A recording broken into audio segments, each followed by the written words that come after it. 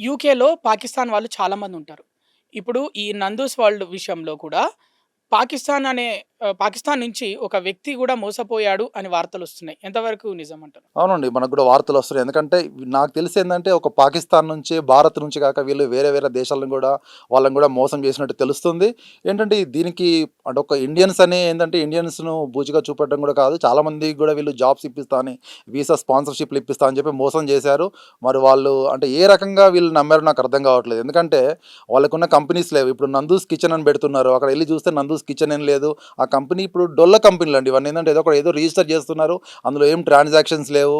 అంటే అక్కడున్న చట్టాలను లోపాలను వాళ్ళు అనుకూలంగా మలుచుకొని వీళ్ళకు మాకు ఈ కంపెనీలు ఉన్నాయి, ఆ కంపెనీలు అని ఇక్కడ వాళ్ళ మామగారు కూడా కొంతమంది దగ్గర డబ్బులు వసూలు చేసినారని వార్తలు వస్తున్నాయి.